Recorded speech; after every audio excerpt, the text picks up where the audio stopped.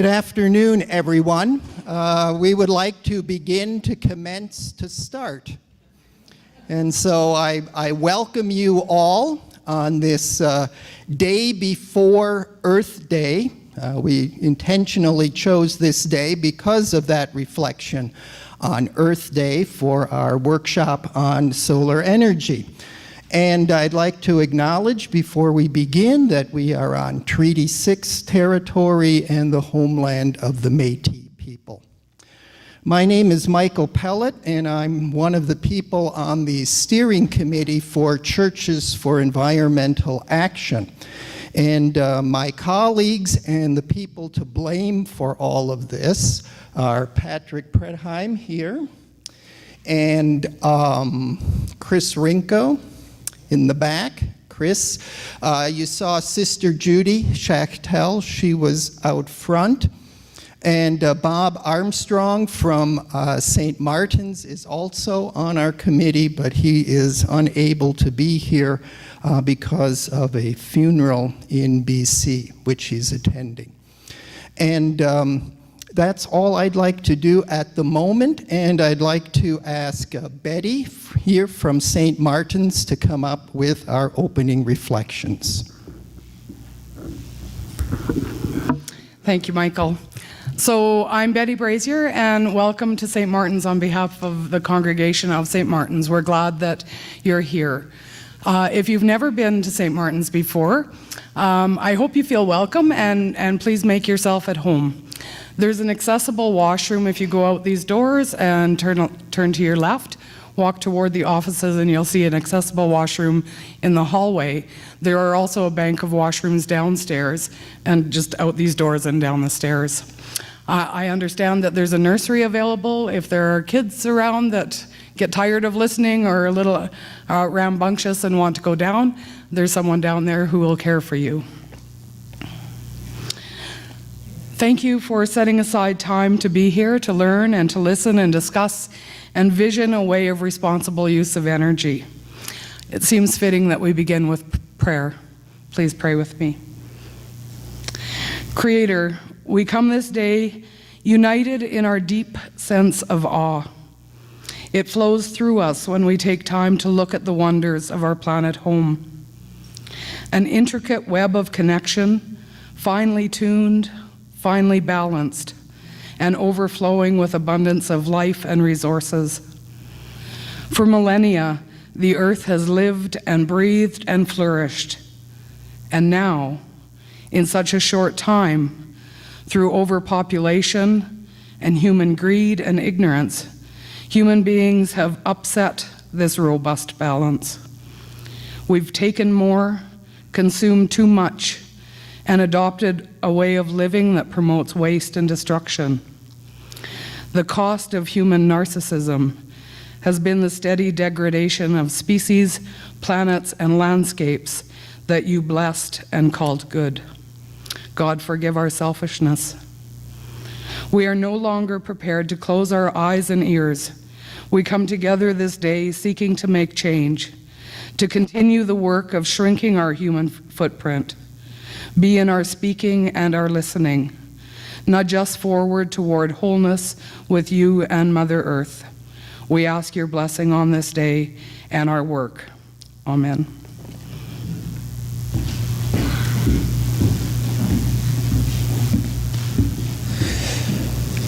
My name is Patrick Prebble, and I am pastor at Nutana Park Mennonite Church and a part of the steering committee of Churches for Environmental Action.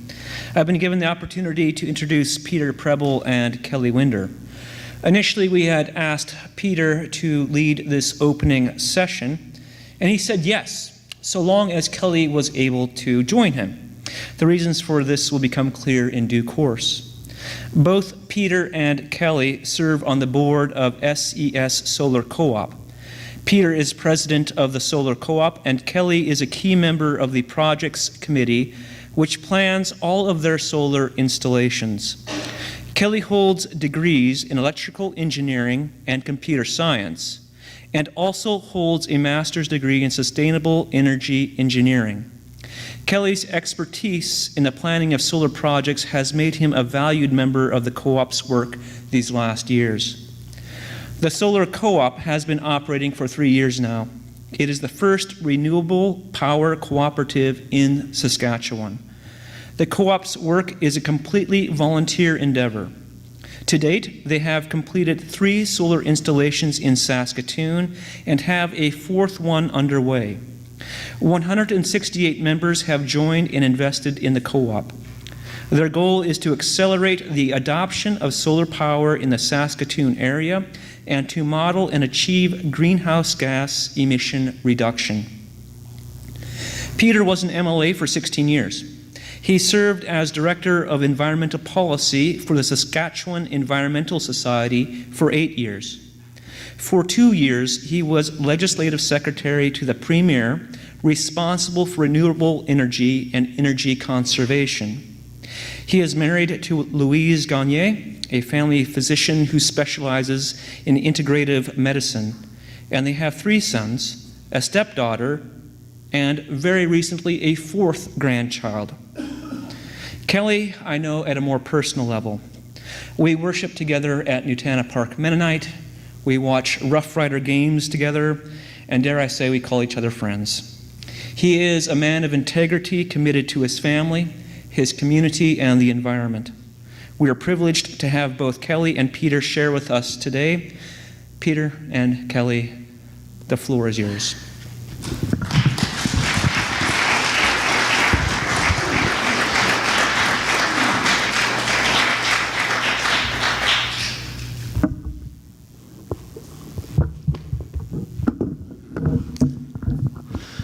Hi, everyone. Can you hear me at the back? Linda. How assiduously should we take notes, or could we get the PowerPoint? I think the PowerPoint, at least my PowerPoint, will be available afterwards if anybody would like it. Yeah. So not too assiduously, Linda. Can everyone hear me at the back of the room? Yeah, sounds good. Well, listen, thank you so much, Michael, Patrick, and the organizing committee for the invitation to address you this afternoon. I'm speaking in my role as president of SES Solar Co-op, and I'm also a board member with the Saskatchewan Environmental Society.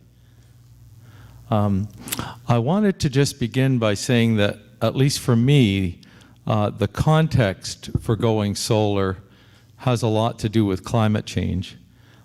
This is a March news release that was issued by the World Meteorological Organization, and I just want to make reference to it for a moment.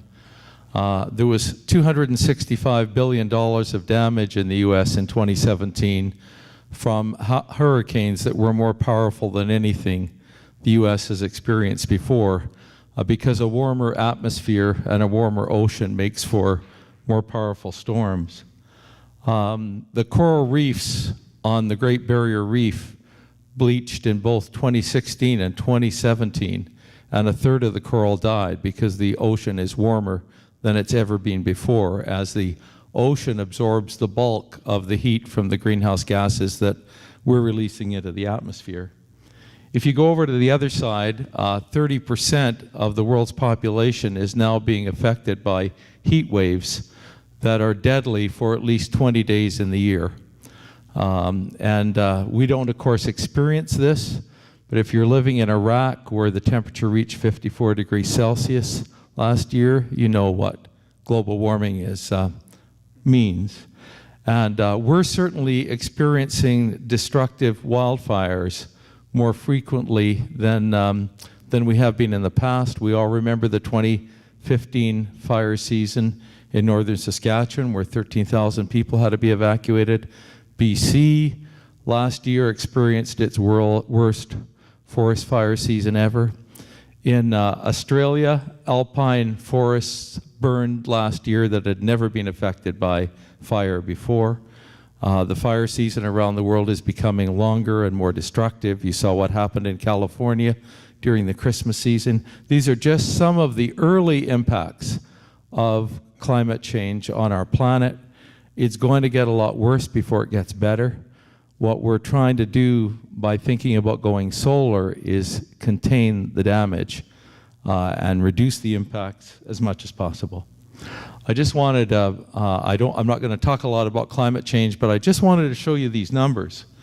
When I was public safety minister in Saskatchewan in 03, 04, 05, you can see that we spent less than $2 million a year on the Provincial Disaster Assistance Program. And we often don't think about the fact that weather is becoming more severe in our province, but spending on provincial disaster assistance underlines it. Look at these numbers for the last 6 years. 2 years, over $100 million was spent. That's just the provincial portion of the spending, because this is cost shared with the Government of Canada. But you can see how the numbers have changed dramatically, and much of this is climate change driven weather events. Carbon dioxide is the most important greenhouse gas in the sense that it's the greenhouse gas that has the biggest effect on climate change. You can see how it's been rising in the atmosphere. For most of us in this room, during our lifetimes, it was 320 parts per million. Now it's well over 405 parts per million in the atmosphere. This is a heat-trapping gas. And I think what many people in our communities don't realize is that its lifetime in the atmosphere averages 100 years. Some of it will be released, will be in the atmosphere for over 1,000 years. That's why it's building up as we release it on a daily basis from running our cars, operating our coal-fired power stations. Our task globally as human beings is to stabilize its concentration in the atmosphere and prevent it from continuing to go up. It's one of the reasons, again, why we need to adopt more renewable power in Saskatchewan and across the globe.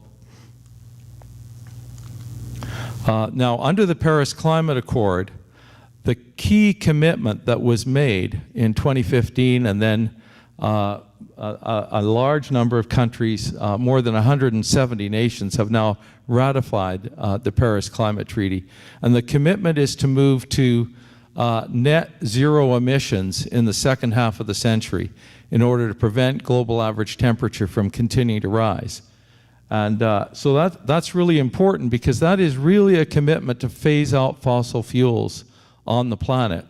You know, if the average atmospheric lifetime of carbon dioxide is 100 years, to stabilize its presence in the atmosphere, you have to reduce it to 1/100th of what it is now. You can't do that without phasing out fossil fuels entirely on the planet. And here's Canada's initial pledge under the Paris Climate Treaty: a 30% reduction in greenhouse gas emissions over 2005 levels by 2030. And that translates into cutting emissions in Canada by 192 million tons. The highest per capita emissions in Canada are in Saskatchewan, 75 million tons for our province as a whole. Our greenhouse gas footprint is 3 times the national average, 3.5 to be precise. And so a significant obligation falls on us to at least play our role in reducing greenhouse gas emissions along with the rest of the country. That's what the federal government has asked. You can see that the province is balking at this. The city government that we have is cooperating with this and working towards a target that's compatible with this. Kevin will talk about that more later. Now, one of the key elements that's needed to achieve the targets that I just mentioned is the adoption of solar power.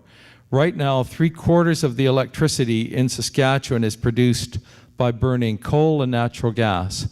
And one of the big advantages of solar is that its greenhouse gas emissions are about 7% of the emissions associated with coal-fired power, 10% of those associated with coal, and most of those emissions, by the way, are in the manufacture of the panels and the other equipment. So it's also got lots of benefits in terms of improving air quality in the province and in our communities. It fits very nicely into an urban setting, and of course it has the potential to provide clean power to electric vehicles, so it's got all kinds of attractive qualities. And I just wanted to give you a sense that while we're not experiencing a big surge in solar power in Saskatoon, although we're certainly seeing an increase in adoption, worldwide there's a big surge in solar power. look at these numbers. In 2016, for the first time, more solar power was installed than coal or natural gas or wind. Solar outcompeted all of them on a global basis. So that's really significant, and it tells you something about how the economics of solar power are changing. And in Saskatchewan, we're blessed with a wonderful renewable energy resource in the sun. We get more sunlight than any other province in Canada. But it's been Ontario, through its public policies, that's installed far more solar than we have so far. 2,000 megawatts to our less than 10. So Ontario has been where the action has been so far. Now, solar electric panels convert sunlight directly into electricity. Most of the solar panel systems that are installed are tied into the grid. And the grid is really helpful to homeowners and building owners generally because it provides very valuable backup. The sun is obviously only shining during the daytime. So the grid is providing key backup every day and a reliable supply of electricity 24 hours a day. So it's important to combine the grid with our solar installation. And what the solar panels are doing is producing direct current. And then that current is, the output from the panels needs to be converted to alternating current for use in your home. That's done by an inverter that is installed with the system, and then the electricity is fed into your home electrical panel. And any electricity that is not used by your home or is not used by the building owner is fed out onto the grid. I just wanted to give you a sense for how long a solar panels that you install on your home are likely to last. They'll have a lifetime of at least 25 years, likely 30 years. The inverters that are associated with them will likely need to be replaced over the course of the lifetime of the panels. If you build in things like the cost of insurance and the cost of maintenance, which I always do, I estimate that you'll get a return on your investment over a 15 to 18-year period. You want to make allowances for maintenance and insurance. If you're just looking at covering the capital cost of the panels themselves, your return on investment will be sooner. And your panels will decline in production, electricity production, by at least 20–25% over the course of the 25 years, very gradually every few years. I just wanted to give you a sense that one of the choices, particularly if you're on an acreage, is that there's a choice between putting panels on your roof and putting panels on the ground. A good example of a rooftop application in a commercial setting in Saskatoon is Brian Sawatsky's installation on the Confederation Inn and the west side of the city, just off 22nd Street. And a good example of a good-sized ground-mount installation that you can go and look at sometime is just off 14th Street in Saskatoon. The horticulture facility has a 24-kilowatt ground-mount solar installation, and you see photos of that in the lower part of the slide. Now, in terms of planning the size of your home installation, take a look at your monthly electricity bill. You want to look at it over the course of a year. See how many thousands of kilowatt hours of electricity you're consuming over the course of the year. And an average home is consuming 800 to 900 kilowatt hours a month. So roughly about 10,000 kilowatt hours a year, but that will vary depending on the size of your home and other activities that may be going on in the home. Maybe you're running a little business out of the home or something that is increasing your electricity more, or maybe you have a big family and have a bigger sized home. But if you're looking at, say, 10,000 kilowatt hours a year of electricity consumption, you can likely meet that load with a 7.5 or 8 kilowatts of solar generating capacity on the south side of your roof. And you'll naturally need to take account of shading, you'll need to take account of the angle at which the panels are installed. All of those things make a difference to how much electricity you'll produce. But what a lot of people find is that the real limiting factor is the amount of south-facing roof space they have, and naturally your budget is a limiting factor. But in terms of just a rough guide for your annual energy requirements and how many kilowatts of solar capacity you'll need to install if you wanted to meet all of your needs, you can divide your annual energy requirements by 1,300. So for instance, if you took 10,000 kilowatt hours and you divided it by 1,300, you'd get about 7.6 kilowatts of solar generating capacity. And panels are 280 watts, 300 watts for a residential panel. So that helps you very quickly figure out how many panels you'll need. In this case, I just assumed 280 watt solar panels. You'd have a 4.48 kilowatt installation if you wanted to meet roughly half your power needs through a solar installation. And again, you'll be limited, your electrical output will be limited by the size of your inverters, so you have to take account of that too. But roughly speaking, if you had a 10,000 kilowatt hours of annual electrical use and you wanted to meet half of it, and you installed 16 280 watt solar panels, you would easily do that. Now, if you wanted the real economies of scale that are available to us for solar are really on our larger buildings. And this is just an example of an installation that our solar co-op has done in Saskatoon on 20th Street. You can see the panels and you can also see the other rooftops round about, all of which are very well suited to solar power. Excellent sunlight exposure.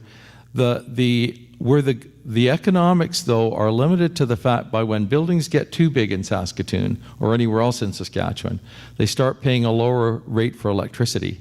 So for the first 16,500 kilowatt hours a month of electricity that a lot of commercial buildings consume, they're paying a high rate similar to what we do at home.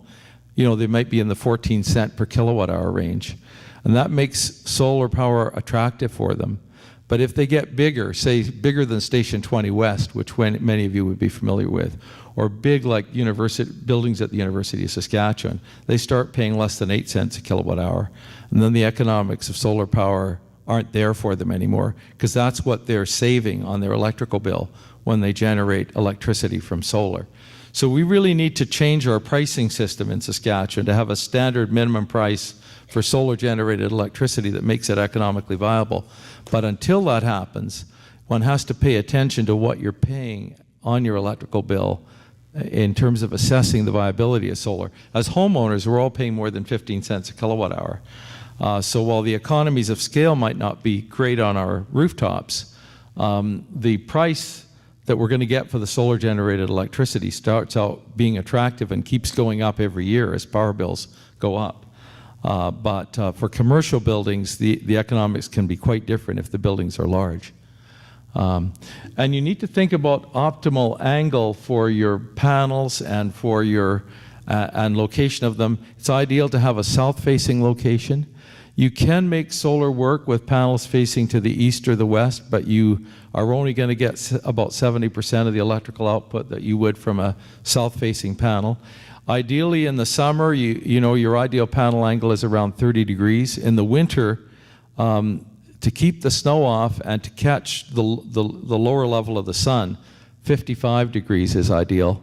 But what we're finding in our work in the solar co-op is that the economics, the extra cost of installing panels that you can adjust during the year are, in my opinion, aren't merited by the extra electrical production. You're better off with a fixed panel, and then you just have to be practical about the roof space that you're dealing with. But if you can get it at a 30-degree angle, that's really good. 45-degree angle is really ideal for year-round production. We've got some 45-degree angle panels installed at the landfill gas generating station, and we're getting excellent production from that. I wanted to draw your attention to something that we found even our solar panel installers hadn't thought much about until we raised it with them. And that is that you mustn't assume that all solar panels are necessarily environmentally friendly. There's big differences in the manufacture of panels. Some have conflict minerals in them from Congo and other African countries. Some have lots of toxins in them while others don't. Some are manufactured under ethical conditions for workers and others are not. There's significant differences. Some manufacturers are very transparent about their energy use and greenhouse gas emissions associated with the manufacture of their panels. Others are not. The Silicon Valley Toxics Coalition has set up a website and has assessed every solar panel manufacturer in North America and supplier in North America. And they've rated the top 8 solar panel manufacturers. There, you see them there. I advise going to their website to refer to this scorecard because they've rated the panel manufacturers on this. Notice that 27 of the panel manufacturers score under 55% on this scorecard, but 8 score above 70. And I recommend dealing with one of those, ordering one of those eight panels. What's the name of the website? Just Google solar scorecard, and ideally solar scorecard plus Silicon Valley Toxics Coalition, but just solar scorecard will do it, David. Yeah. In terms of capital cost, the operating costs of a solar installation are pretty low. You know, maintenance is low. It's really your insurance will likely be your biggest cost. Insurance will not, there won't be a big bump in your insurance on a rooftop installation. There will be a bigger bump if you're on an acreage and are doing a ground mount installation. But the capital cost is significant and can be anywhere from $16,000 to $30,000 depending on the size of your installation and the size of your home. And for a church congregation, you could easily be looking at $60,000 to $100,000 to cover the cost of a solar installation, again, depending on the electrical use in your church. So it's the upfront capital cost that is really the challenge. Of course, as churches will be very conscious, members of the church who make donations towards the solar panels on the church will get a charitable tax contribution, and that's an important thing that is worth keeping in mind. And there's other barriers to an installation. We don't have solar rights in Saskatchewan, so in other words, your access to sunlight is not protected after you put up solar panels, and you're not guaranteed compensation if somebody blocks your sunlight. Obviously, shading is something that many of us, particularly in the city core, face. Lots of people don't have a lot of south-facing exposure on their rooftops. I think one of the real limiting factors is that lots of people, particularly younger people, often plan to move. And of course, if you move after doing a solar installation, you lose your solar panels. And then for people living in condominiums, and many of us in our community do, making a decision on a condo board about installing solar is a lot more complicated than making that decision as an individual homeowner. And that's one of the reasons why we set up SES Solar Co-op, which is the last thing I'll touch on in my portion of this presentation. We set it up to help overcome some of the barriers that I just talked about. And as Patrick has already said, we're the first renewable power co-op in the province, and we're volunteer run. And membership is based on the purchase of one common share at $50 and one preferred share at $950. And people can buy multiple preferred shares, and for people who do that, they're RRSP eligible. So that's kind of attractive. You can get a tax reduction by investing in RRSPs. Sorry, I didn't mean to get that far ahead. Our co-op's first installation, the 220 building on 20th Street West, some of you will be familiar with this. This is where Collective Coffee is on the ground floor. There's 5 panels on the front of the building. There's 85 panels on the roof. Notice, so these 90 panels with 27.5 kilowatts of solar generating electrical capacity. I'm not sure why this keeps moving. Sorry, I'm not touching it, but it continues to move anyway. These panels reduce greenhouse gas emissions by 16.6 tons in the course of a single year. Our second installation was out at the landfill gas generating station in an exciting project with the city of Saskatoon that Kevin Hudson has led and will tell you more about. I'm sorry this keeps moving even though I'm not touching it. And so we've got 40 panels at that site, and we've got a nice arrangement in which we're part of a solar demonstration project, and the city monitors the panels. So it's a great partnership. Our 40 panels at that site, there's 13.8 8 kilowatts of electrical generating capacity that the solar co-op owns there, and those panels produce 17,500 kilowatts of power last year. So again, it just gives you a sense of how much power can be produced from a certain size of solar site. Our third site is on Haskamp Street, Montgomery Agencies. We have a lease agreement with the building owner there, and he basically pays us for the electricity that we save him. Here's our fourth project, which is a project that involves supplying solar power to the Saskatoon Car Share Co-op to run one of their electric vehicles. I'm sorry, this just keeps moving, even though. And so what we're doing at this site, with the help of the City of Saskatoon, is an experiment in what's called virtual net metering. So we've got an installation that we're going to put at one location, but it will supply electricity to cars at different locations. So it'll be an interesting experiment. So I'm very sorry that. Oh, thank you so much. Thanks, Joel. I'll just say when I need it. So one of the advantages, you can move it forward. Thanks. One of the advantages of a cooperative approach is, first of all, people don't have to invest the $16,000 each year, $16,000 to $24,000 to do a solar install. They can just come in at $1,000. And so that's very attractive. And another thing that's attractive is that we can look for really good sunlight locations to maximize sunlight exposure for panels that our members have invested in. And when our members move, which they often do, they don't lose their solar panels. We can do bigger installations like the ones you've seen. And for anybody who wants to join the solar co-op to become net zero, you can use a combination of your own home installation and your investment in the co-op to get to net zero greenhouse gas emissions. Next slide, Joel, please. And here's how you join the co-op. You can. We have 169 members now. And you can join whenever there's a share offering. So we're the first co-op in Saskatchewan in the last decade to actually be approved by the Securities Commission to sell shares, the first new co-op.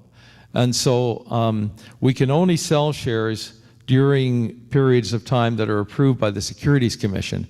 But you can sign up on a list indicating you'd like to buy shares. The moment we're going to do a share offering, we'll let you know. And you can become a member of the co-op if you'd like to for as little as $1,000. The next slide, Joel, and the final one. And here's our contact information if you would like to be in touch. Thank you so much for your attention. I apologize for the slides getting out of control at the end of the presentation. But it's a pleasure to be part of this afternoon session. And I'm going to turn things over to Kelly. Thank you.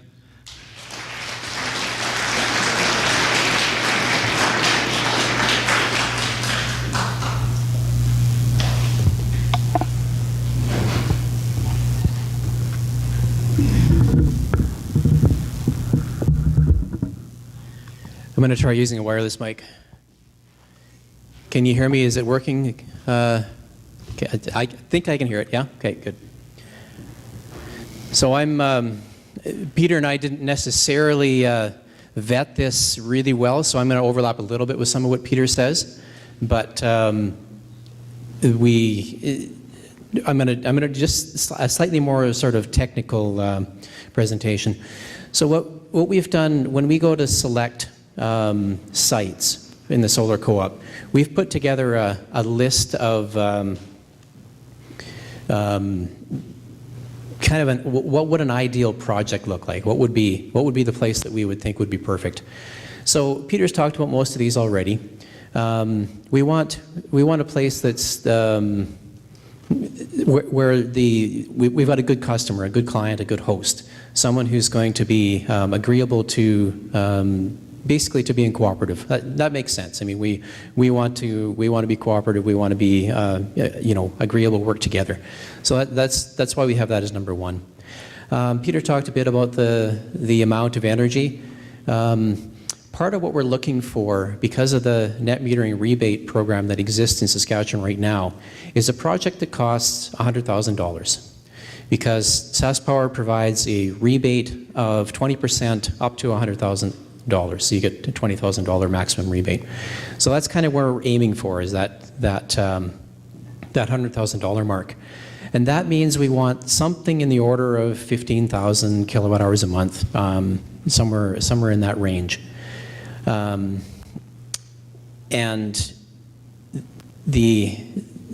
that's kind of the electrical consumption part. The other thing we want is we want a good roof. We want a roof that's about the right size, that has a good surface on it, that's, we're not going to have to 5 years from now take the panels off and replace the roof, put the panels back on again. That's not a good idea. And the roof also has to be able to support the weight of the panels. Do I have control here? Or? There we go. So then the second half of the list, we talked a bit about we need access to the sun. Another thing we want, because we're just getting started, because we want a little bit of publicity, if we can have a site, like if you remember the picture of the 220, for example, we had those 5 panels across the front, just to as that little bit of visibility, so that we can do a little bit of advertising. One of the things we want to be able to do is get the maximum amount of energy for that $100,000. What that, of course, means is cost. So we want a system that's going to be relatively simple and therefore is cheaper. And by cheaper, I mean at this time we want to get the most panels in for that $100,000 target cost. One of the advantages of being on a roof is that generally you're going to have less opportunity for vandalism, for damage, for that kind of thing. If you remember the picture in the 220, we had relatively low panels, which basically means there's less chance for the wind to grab them and go. On the Haskamp project, we used a higher angle, a steeper angle, which means there's a little bit more opportunity for wind, so we're taking a little bit more of a chance there. There's trade-offs all over the place here. And of course, we want a place where the building ownership is going to be stable. We often get asked, well, I have a house that might be appropriate. We don't tend to stay in our houses for 25 years. Some of us do, but on average, a lot of us move a lot more frequently than that. So if you're looking at a place like a condo organization or a church, they tend to be pretty stable. They don't tend to, the people change, but the building stays pretty close. We as a solar co-op board are probably not going to be the same people in 25 years. Same with a condo board or a church congregation. But the philosophy is still going to be there, the same sort of ideas. So it's going to be a long-term relationship.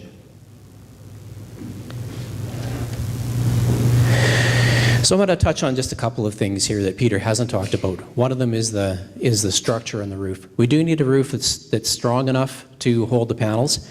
And the interesting thing is panels aren't that heavy.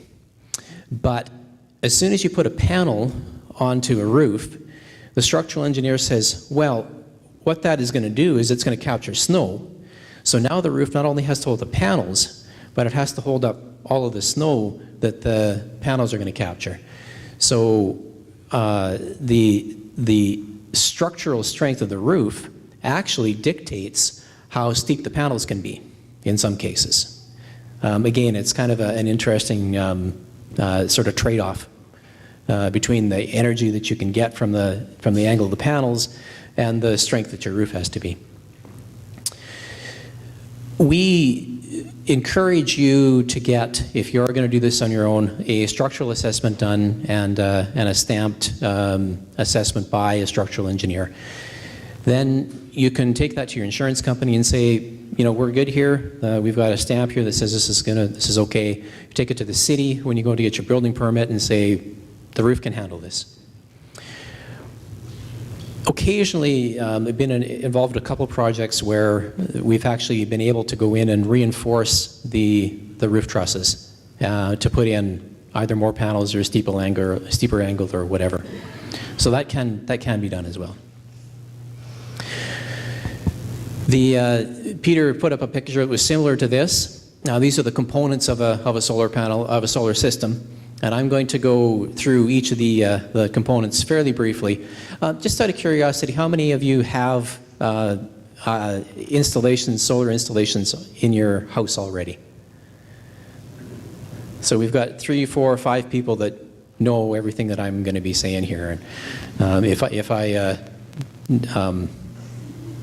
step out of turn, say something I shouldn't, you can talk to them and get the real numbers.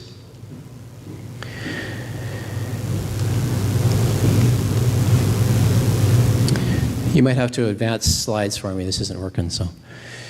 So the key component of the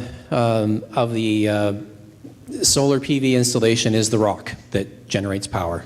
It just sits there and doesn't do anything. Nothing moves. There's no moving parts. It just generates electricity. It's a marvelously simple thing. And when people talk about a solar installation, this is usually what they're talking about. But in actual fact, this is probably the least interesting part of it. The technology is pretty similar. There's a few different variations on it, but for the most part, they are rocks that turn sunlight into electricity. We can talk a bit about efficiency. Certainly, efficiency is improving. What a more efficient panel means is that you don't need as much roof space to get the same amount of electricity. That's all it means. If you've got enough roof space, then you don't need a more efficient panel. Power output is just basically a rating. If the panel is so big, it puts out, and so efficient, you can get a certain amount of power out of it. If you make a bigger panel, you can get more power. You make a smaller panel, you get less power. Again, as far as the system goes, it doesn't really matter. Peter touched on that solar scorecard, though. There is a fair bit of difference in the way that panels are manufactured and the materials that go into them, and the kind of where the materials are sourced and that kind of thing. And that's part of why we look at that solar scorecard. And when you go to price a system, what really matters is how many kilowatt hours are you going to get per dollar that you invest. So that's one of the criteria that we use when we choose a supplier, is what's our biggest bang for the buck. The inverters get to be a little more interesting. There's basically two ideas. There's microinverters and string inverters, or a central inverter. Kevin, I think you're going to touch on this a little bit. Whatever. It doesn't really matter. There's pros and cons to each one. If you have a small system and you want to be able to add panels to it in the future or something like that, and you go with microinverters, that becomes easier to do because you put basically one inverter in per panel. So you add a panel, you add an inverter. You have a lot more flexibility in the arrangement, the size of your system, that kind of thing. If you've got a bigger system, though, a central inverter is typically a little bit more efficient. They're typically a little cheaper. They have a few advantages in bigger systems. I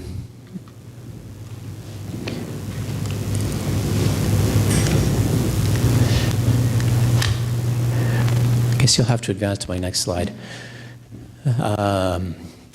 So cables is a kind of a catch-all phrase for all of the electrical stuff that goes with a system. Probably the big thing you need to worry about when you're looking at a system for yourself, or if you're trying to coordinate with a bigger system on your church or your condo building, is what's this going to look like? Where are these cables going to go? How are we going to run it? What's the visual impact of it? Electricity doesn't really care very much what direction it takes, how far it goes. There's a few little things, but people do tend to care about what things look like. So you want to make sure that you mitigate the visual impact of your system. That's the main thing with all of this extra stuff. If you can get the wires hidden, it's better. And mounting, we've also talked about a little bit. There's two kind of main places you can mount it. You can mount on the ground, or you can mount on your roof. When you're mounting on your roof, you have a couple options. You can put weights on it and ballast it. That tends to be our preference for systems on flat roofs, because anytime you put any kind of a hole in a flat roof, there's a chance it's going to leak, and leaking roofs are not a good idea.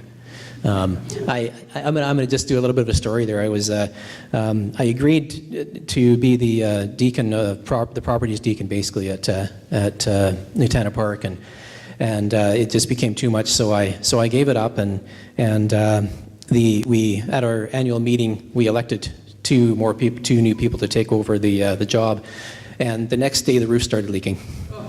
So I dodged a bullet there. The other key thing is that first bullet there, the fixed versus adjustable versus tracking. I hope Kevin talks a little bit about that. And their installation, they sort of had a look at these different technologies. They have a couple of tracking systems that actually follow the sun, and they have some seasonally adjustable systems that you can change as the season goes by, as the sun, summer, winter, and then they have some fixed panels as well. Generally, with the solar co-op, we figure you're probably better off buying more panels than you are spending more money on your racking to make it adjustable. The next slide. And the meters are a pretty important part of the system. There's typically about the three sort of key ones that we need to look at. The utility is going to want to know in a metering situation how much extra you produced, so that they know how to charge you for that. So that the utility is going to provide a bidirectional net meter.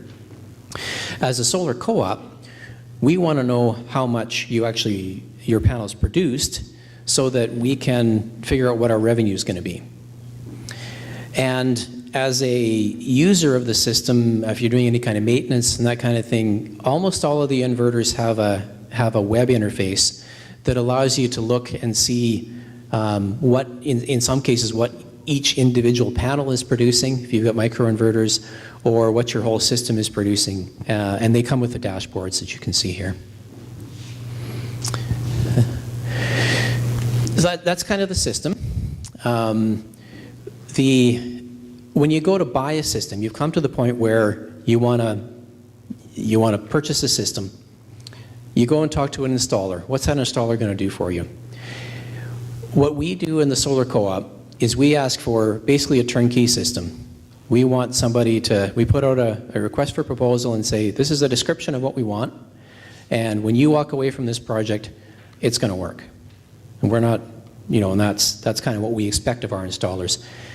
And that's some of the, if you want to do some of this stuff yourself, if you want to do your own racking, if you want to do some custom racking, so I showed you there was a couple of wooden racks in that slide.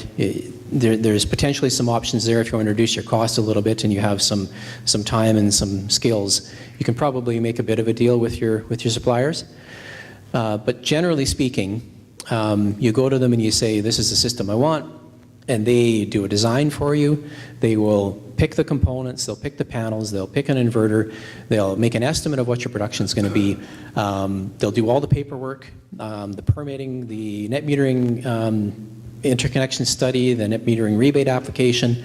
They'll install it, and then they'll make sure it's working, and they should also make sure that they teach you how it works. There's a training component as well to that. So those are the key things. There's obviously a little more to that. And warranty service can, hopefully it won't become a problem, but especially if you're putting microinverters in, chances are pretty good you're going to have a failure sometime during the warranty period. Next slide. So when we go to pick vendors and get a system started as a solar co-op, we have actually a list of who we consider to be qualified vendors. And we put out the RFP and we direct it to these groups and ask them for a proposal. With our last one, what we said was we want to spend $100,000. What's the best system you can get for us for $100,000? Other times we've said we want this many panels, we want this much power output. It depends on what our sort of criteria is with our particular job. And then we evaluate the price. And by price, what I mean is not necessarily the most panels or the biggest system or whatever, but what's the energy, the kilowatt hours that we're going to get out on an annual basis for that price. In the case of the one where we set the price, what we want to know, our criteria becomes the one that is going to produce the most energy over that time. And that, their design is going to have a certain angle to it. It's going to have certain panel efficiencies. It's going to have, there's a whole bunch of things go into that. But that brings us, that one of our criteria is that price. We also look at system design. For the Hascamp building, we connect to 4 different meters. So we asked the suppliers to give us some sort of reconfigurability there, so that if one of those bays changes suppliers and or changes tenants, and suddenly gets a significant change in the energy that it uses, we want to be able to reconfigure those panels and maybe assign more panels to that bay or maybe less panels. So that was one of our criteria in that case, was that particular design flexibility. Other times it's much simpler, but in that one that was the case. And also the environmental criteria is that's something that we put out to the industry and said, this is going to be important to us. You guys have to pay attention to this. And to their credit, they have responded very well to this criteria for us. They didn't understand it with the first RFP, but we've gotten better and better responses every time, which is great. Next slide. So Peter touched on this a little bit. What does this look like from a financial point of view? So in a net metering situation, the revenue is the cost of the energy that's not purchased. That, I hope that makes sense. What it is it's the if your building was going to use 10,000 kilowatt hours over the course of the year, or whatever the number is, and our panels produced 8,000, then you didn't have to buy those 8,000. Your bill was only 2,000 for 2,000 kilowatt hours. So we figure out what the energy produced by the panels was. That's the electricity you didn't have to buy. And we also know from your electricity bill how much you would have paid for that electricity had you had to buy it. So you, in essence, pay us that number. So the production times the number, as if it was going to go, it would have gone to SaskPower, to Saskatoon Light and Power, but instead it comes to us. That's how we make the financial picture look for the solar co-op. For the other side of it, Peter touched a little bit on this as well, the costs. So initial capital cost is obviously the big one. And we basically amortize that over 25 years. We assume that a system is going to last for 25 years. We also know in that 25 years that we're going to have to replace some inverters, we're going to have to fix stuff, we're going to have to, sweep snow off the panels, whatever. There's going to be things that we have to do. There's going to be some maintenance stuff. We also know that there's going to be an insurance cost. When we make an agreement with a host, we try and keep the financial picture as close to neutral for the host as possible, so that it doesn't cost you anything, and the revenue that or the savings that you would have gotten come to us and then go to our members. And right now, with the current costs of equipment and with the anticipated increase in electricity costs over the next 25 years, as if we know what that's going to be, we are anticipating somewhere in the 5 to 7% return on investment. It's pretty hard to look 25 years, but that's not too bad. Next slide. Question. With this partnership between a building or an organization like this one and solar co-op, solar co-op would pay the roof and we return each year the portion that we didn't have to pay to Saskatoon. Is that correct? Yeah, we look at that typically on a quarterly basis, actually. That's the slide I just put up, talks a little more detail on that. But the equipment is owned by the solar co-op, and the actual dollar benefit, of course, comes to the building. So we ask you to pay us basically rent on a system that we've installed for you. Is a way to look at it. So we provide the capital investment money for the system. You provide a host site for it, and then you rent the panels from us at a rate equal to what your energy savings are. And what about year 12 and we have to replace the roof? How feasible is that? We have spray foam roof now. Is that easy to work with, or is that very difficult to replace that? Can you repeat the question? Sure, sorry, I should do that. So the question is, what happens 12 years from now when the roof has to be replaced? If you remember back on that first slide, we try and pick places where the roof isn't going to have to be replaced in 12 years. It's actually going to last 25. From what I understand, those spray foam roofs will last 25 years. That's kind of what they say. Now, we'll see. We did it this year, or last year, and they told us at least it's 10. So I'm hoping it's a lot more than that, but... So what we would do in a case like that is typically a ballasted application. So the solar panels will just sit on the roof. And one of the really cool advantages of putting solar on top of a roof like that is that you're probably going to increase the lifetime of your roof, because you don't have the sun shining directly on the roof now. It's shining on the panels instead. So, potentially it could be a few more years. Again, it's hard to predict 25 years from now what stuff is going to look like.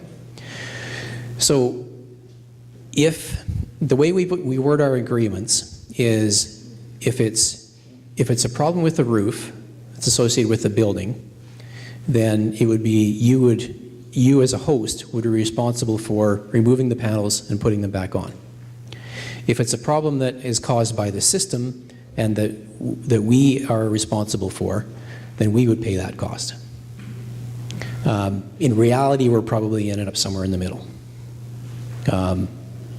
If we're lucky, that won't happen. It probably will sometime. But we've tried to incorporate that into the agreement that we have for our host sites. Thank you. So we just talked about some of that stuff that's on this slide. So what we bring, what did we hit? Our goal basically is to be as close to neutral cost-wise to our host sites as possible. That's kind of when you put our agreements together, we try and be as close to that as we can. Next slide. Peter also touched on this one. Why would you want to have the solar co-op put an installation in instead of doing it yourself? One of the advantages is that we've done this before.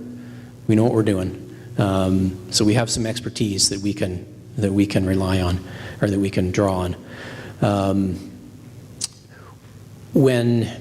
If you are a member of a condo association or a church board, they have some similarities. But I'll use the condo association because it's probably a little bit more sort of relevant. If you own a part of a condo, and your condo association decides to put solar panels on, you have to pay for that. That goes into your fees. If the condo association instead makes an agreement with us to put panels on, then whoever wants to contribute to those panels can buy shares in the co-op and participate in it. If you don't want your condo fees to go up, you don't have to buy the shares. So a little more flexibility then for the condo association members. And the same would sort of apply to a church congregation. If you decide as a church that you want to put panels on your roof, then everybody ends up paying for it. Whereas if you make an agreement with the solar co-op, then anybody who wants to, including the church itself, could buy solar co-op memberships.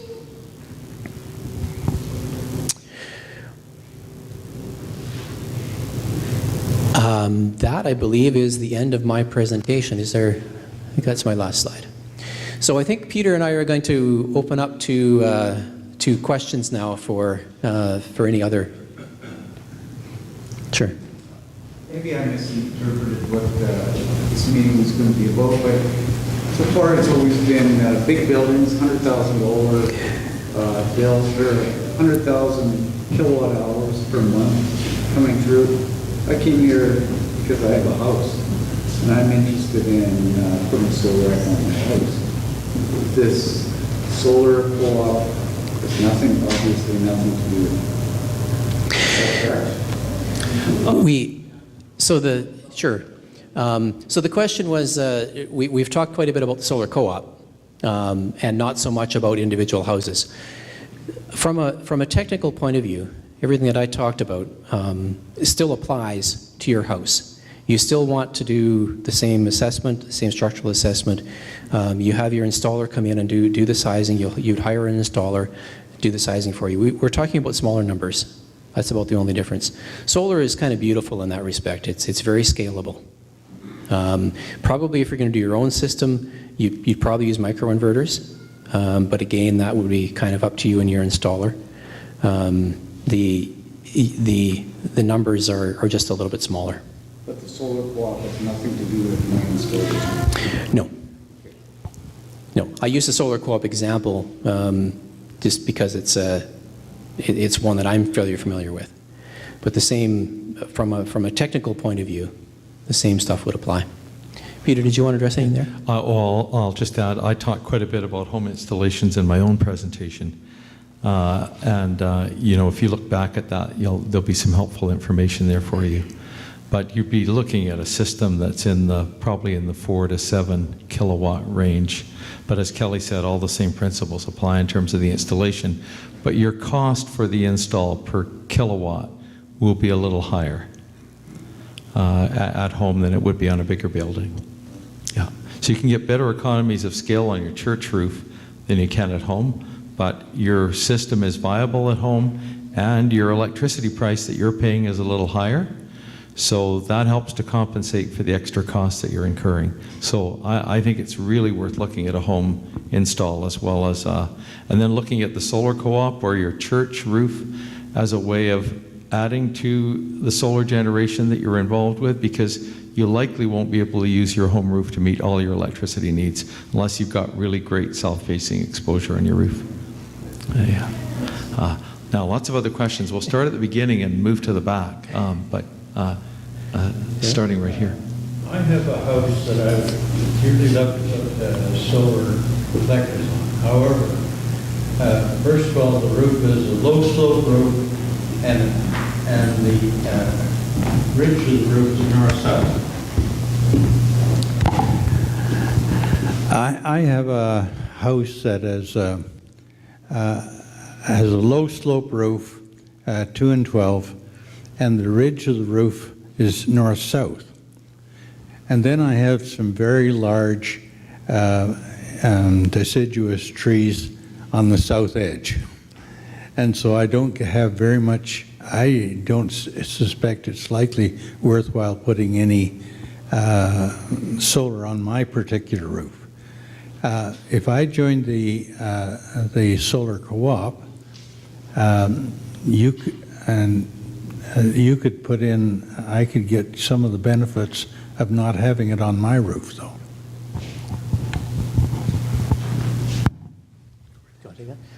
You're exactly right. That is exactly why the solar co-op exists, is for people who don't have an ideal location. People who are renting, people who don't have a good spot for, with good solar access, can't put panels on their own house. That's why we started the co-op. Yes, Dave. Could you, I can probably be heard. You want to stand up and yell then, or? Okay, here, thanks. Could you explain how two-way meters fit into this, and that if you have excess power, I guess you sell it back to the utility company, Light and Power in the city and SAS Power outside. And could you explain the difference of the rates? I'm under the impression you get more money if you live in the city than SAS Power. So could you go over those things?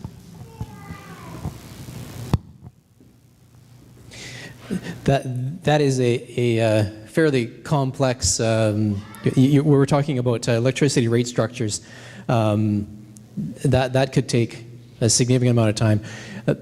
Basically, the SAS Power has rates listed, or Saskatoon Light and Power. They copy each other. There's residential rates. There's rural residential. There's rural commercial. There's commercial rates. There's all kinds of different rates. When we, as a solar co-op, we try and pick rates that are higher because we get paid more then. As an individual homeowner, you're paying one of the highest rates that there is, which is part of why it works fairly well on your house. So that's half the answer, which is not an answer, but but it's a complicated one. When you put a system in, the utility wants to know how much electricity goes each direction, because they want to know what to charge you. So the electronic meter measures the energy that flows each way. When you're not home and the panels are producing electricity, you're delivering energy to the grid. And then at night, when you're home and you're cooking supper and and the sun's not shining anymore and it's wintertime, then you're buying electricity back from the grid. So what the utility does is they take those two numbers and they subtract them and say, so this is the net. This is how much you actually owe us. They will never pay you. So if you produce more than you use, then SAS Power, I was going to say they say thank you, but they probably don't. So that's basically, it's called net metering because they take the net between what's produced and what's used. And the terms, the amount, it's the same arrangement whether you're under Light and Power or under SAS Power in rural areas. It works the same. It's very similar, yes. Yeah. For all intents and purposes, it's the same. Yeah. Yeah. And David, in the city here, we're paying a little over 15 cents a kilowatt hour for our electricity. Farmers are not paying much less than that. So solar is attractive on the farm. It's attractive on small commercial buildings where the rate is often 14 and a half cents a kilowatt hour. The rate structure is always being adjusted, but we've seen an 8.5% increase in electricity rates over the last couple of years. So, you know, as you're planning what you're going to save, think about the fact that power rates are going to keep going up. And if you've got a solar system that's meeting most of your electricity needs, you're actually pretty happy when the rate goes up, because it means you're saving even more money and your solar electricity is worth more. Oh yeah, there were some questions at the back, and I'm going to go there first and then come back to the gentleman here. Yes, sir.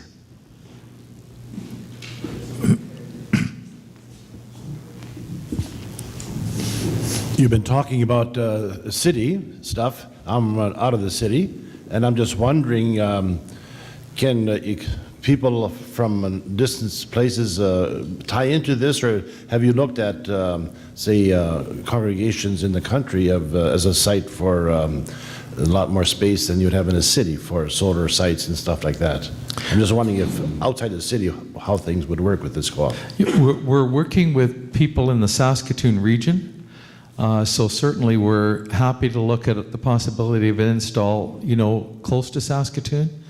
We're encouraging communities further away to think about forming their own solar cooperative. For instance, we'd love to see a solar co-op form in Regina, and we're working with people there on establishing one who are keen on the idea. And we'd very much like to see one in Prince Albert, and we'd like to see one in Nipawin. So far, only Regina is seriously looking at the possibility of a co-op there. But, you know, the further away from Saskatoon we get, the more difficult it is as volunteers to actually establish partnerships with building owners, and the more difficult it is for us to actually oversee the installations and look after maintenance and those kind of things. And that's one of the reasons why it makes sense to have a lot more than one solar co-op in the province. But we're certainly willing to look at the possibility of installations in the Saskatoon region. Any other questions at the back? People have their hand up, and okay, so we'll go. Well, the gentleman here, and then the gentleman with the shirt. If we're not Saskatoon, so buy in the co-op. Absolutely. And the other is, I have a $100 a month bill. How big a system do I need? So you're looking at your electrical costs are about $1,200 in the course of a year. Yeah. So we can sit down with you afterwards and help you size your system. Just ballpark. Oh, sure. Well, you're going to need at least a 5 kilowatt system, I would say. Kelly will probably be able to give you a more precise answer than I can in that regard. But I'll sit down with you afterwards and help you size it out exactly. And anyone who lives in Saskatchewan can be a member of the Solar Co-op. But the Securities Commission has said to us that residents outside the province can no longer join. We had a few initial members join before we were registered with the Securities Commission who were out of province, but that's now no longer allowed for new members. Kelly, did you want to add to my comments on the size of the system? For system sizing, you could either go and talk to a local supplier to get something more accurate, or you can. There is a number that have online, or there's a number of online calculators available. If you put in how much, what your bill is, what your electricity rate is, they will figure out that kind of stuff. I've got a system in the works now. It's a 10,000, so it's probably much bigger than I need. It's possible that it would be. Yeah. It sounds like it might be. So, are you working with an installer then already, or? Contractor in Norton, yes. Yeah. So I would get them to do a sizing on that, just to make sure it is a reasonable size. They wanted to size me for what he said, which was the 5,000, but with all kinds of variables, I just doubled it. Okay. Like I said, you have to be careful doubling it, because otherwise you won't get that thank you from SaskPower. They're not going to thank me. Yeah, just for clarity, SaskPower won't pay you for more than the amount of electricity that your home or your farm uses in the course of a year. So if you're producing more solar power than you're actually consuming, you won't be compensated for the extra. We're trying to get that policy changed, but it hasn't changed yet. One thing to keep in mind, just further to your thoughtful questions, is that you know, you may end up finding that you move to an electric vehicle at some point. And if you ever did that, of course, you'd consume a lot of that extra electricity. I know a couple of people on the farm who've already moved to purchasing an electric car. Some of you will know Bill Wardell. He's done that on his farm. And he had a little bit of extra solar power that he was producing. And he took care of making sure that he wasn't just giving that away to SaskPower by shifting over to an electric vehicle. And he's now meeting all his, both his transport needs and power needs on the farm through solar power. And he's got a little over 70 panels installed. He lives about 20 kilometers outside the city here. There was a question at the back. Yes? So thank you. Just two questions on the capital side. Firstly, around the technology. You had mentioned a slide earlier on about the efficiency of the panels. Is there an expected increase in the near future? And the second question is around government grants. You had mentioned a grant from SaskPower. Are there any other grants available at the provincial, civic, or federal level?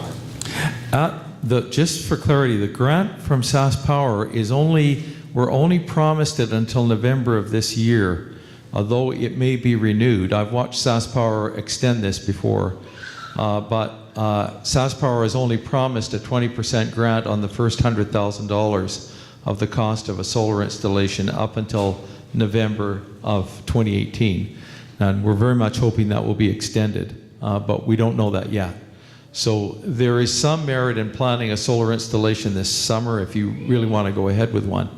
There aren't grants for homeowners available from the federal government for this. So the only grant right now for Saskatchewan residents, and particularly for homeowners, is at the provincial level. There is some federal money available for much larger installations through a carbon challenge fund that for the most part we're not going to be eligible for in Saskatchewan because the provincial government is not willing to levy a carbon tax in this province. So there's $62 million that is basically was going to be available to Saskatchewan but is no longer going to be. But businesses and municipalities and First Nations can apply for some of that money that's in the national pot. Municipalities and businesses in Saskatchewan can apply for those national funds, but we don't have a designated amount of money that's set aside for us anymore. We just have to compete against residents from across the country. And basically the money we were going to receive from the federal government has gone into a national pot that Saskatchewan organizations are still encouraged to apply for. Unfortunately, it doesn't include homeowners. And there are also a couple of tax advantages if you happen to own a farm or a business. You can write the capital cost off a little bit quicker. Again, not available to homeowners. We have reached the end of our first segment, so I know there might be a few additional questions. Please follow those up during our break time. We have arrived at our break time. This is a chance to, there'll be some coffee and some cookies rolled out soon, some hot tea as well as some pitchers of water perhaps, and refresh yourself. We'll take about 15 minutes. Use the washroom, do what you need to do, follow up with questions. I am expecting that the conversation will continue. Kevin comes from Saskatoon Light and Power, and we'll be speaking to some of those residential questions. But again, if your residence is not, if it's not a good location for solar, it's very important to know what the solar co-op is doing so that others can participate in that, in the work of sustainable energy within Saskatoon and area. So enjoy your break. Oh, the provisions are outside the door here, so you have to go outside to get your water and coffee. Patrick and I are playing good cop, bad cop. I'm the bad cop. Come on, sit down. We want to go. We have a schedule. Yeah. Thank you. Patrick, please. Before I go into the biography that Kevin sent me, I just want to give you an idea of how the rest of the afternoon will proceed. Kevin will speak for about 20 minutes from the perspective of Saskatoon Light and Power, and probably can answer questions regarding how Sask Power would respond in a similar way. And he's nodding his head yes for those who are outside of the historic, the jurisdiction of Sask Light and Power.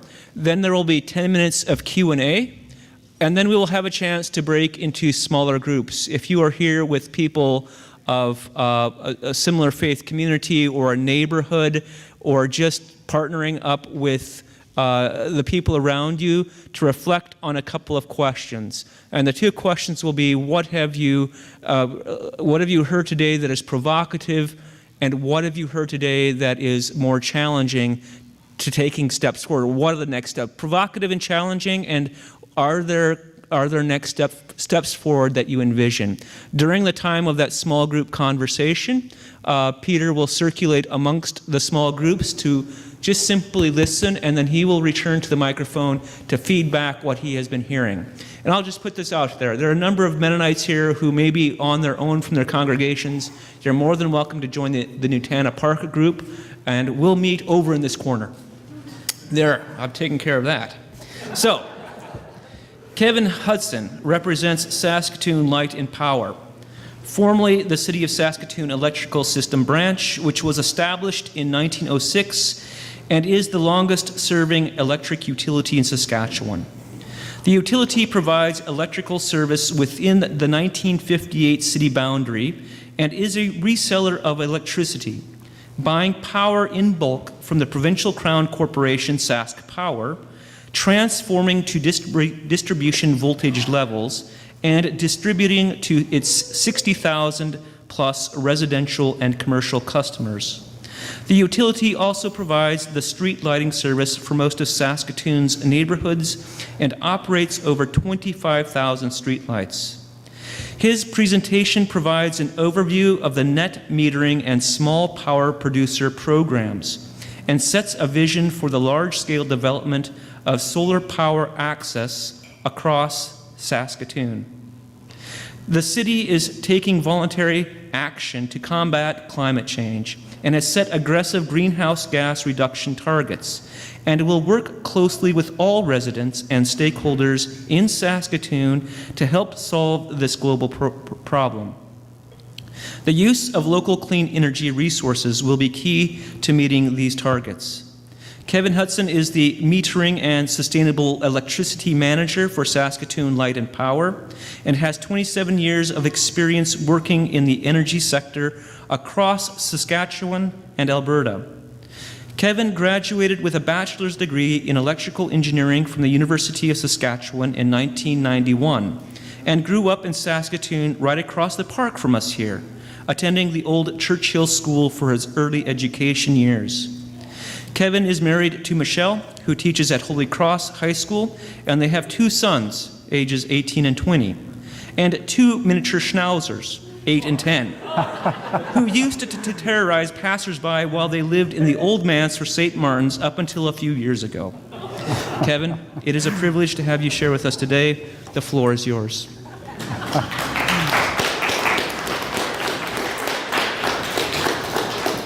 Okay, thank you, Patrick. And apologies to anyone who had to endure the barking of my mini schnauzers while they were walking towards Churchill Park. It's funny, there's three sizes of schnauzers. There's a giant schnauzer, which is almost the size of a Great Dane. And then there's a regular schnauzer, which is about the size of a Labrador Retriever. And then there's the little mini schnauzers, which we have. But they think they're giants. And so they have giant attitudes, and they like to bark the terriers, and so apologies again. So on the slide here is a picture of one of our net metered customers in the City Park neighborhood in Saskatoon. And they have about 8 kilowatts of solar panels on the roof of their house and on their garage. And by generating their own solar power, they're able to reduce their power bills by about, I would say, 2/3 of their energy usage every year. And this is really the changing face of electric utilities. So in the past, traditionally, electricity has been generated at large power plants, like the Queen Elizabeth Station here in Saskatoon, which is now the largest power plant in the province. We have 3 coal power stations way down south, 2 near Estevan and 1 by the US border. So the way the electricity system used to operate was you would generate power at a large power plant, transmit the power over long distances to where it's actually used. But now what we're seeing, and utilities across the world are seeing the same thing, is that there's now distributed generating sources, mostly solar and wind. A lot of it's rooftop solar on the homes where the energy is actually being consumed. And it's really transforming the entire electric utility industry across the world. In places like Australia and Hawaii, they have near 50% solar penetration on their electricity grid. So for electric utilities like ourselves, we have to really change the way our business operates and help customers to get onto the grid with their own power. And so Peter and Kelly already talked about this a bit. I just wanted to mention a little bit more about how the different programs work. And so if you go to the City of Saskatoon website, saskatoon.ca, and just search on solar power, and this screen will pop up. So we actually offer 2 different programs for customers that want to interconnect with our grid. And one is the net metering program that Peter and Kelly talked a lot about. The other is a small power producers program. And SaskPower offers the same 2 programs. In the small power producers program, you can actually overproduce what you're consuming, and you'll receive payment for that. The catch is it's payment at a lower rate. And so for net metering, you're receiving credits at the same rate that you're purchasing the electricity. For the small power producers, it's about 75% of the rate that you would pay, depending on what type of customer you are. So the way the program works, again, just to explain one more time, customers will have solar panels at their home or business, typically on the roof of their building, but there are some ground-mounted installations in Saskatoon. And then that solar power will be used to power the home or business, and typically the home would consume most of that electricity. But if you are not at home during the day, and of course the peak solar power production occurs typically at noon hour, and so if you're not home using that power, it's flowing to the electrical grid. And so we have what's called a bidirectional meter that's on your house or business, and that will meter power going both ways. So when it's flowing to the electricity, we have a register that records that. And when it's flowing from the grid to your home, we have another register that records that. And if in a particular month, if you overproduce what you've consumed, then you'll get a credit that you can use the next month. And the catch is that you have to use those credits by the end of March 31st every year, or you will lose that credit. So I don't think we've ever had a customer that's lost that credit, because we set the date at the end of the winter, and of course your solar production is the least during the winter, but your energy consumption is typically the most. So I think most people, as long as they've sized their system properly, they'll consume all that electricity and those credits over that time period. So if you want more information about how our programs work, how you apply, you can go to our website. I've also left a number of brochures with some information on the table up front here, so you can come and grab one of those, and it explains the process. And the net metering grant is a grant that's offered by SaskPower. So all of our customers for Saskatoon Light and Power are also eligible to receive that same grant. And so if you're really interested, there's 3 information packages from SaskPower with the full application process and even the applications here. So if you want to grab one of those, please go ahead.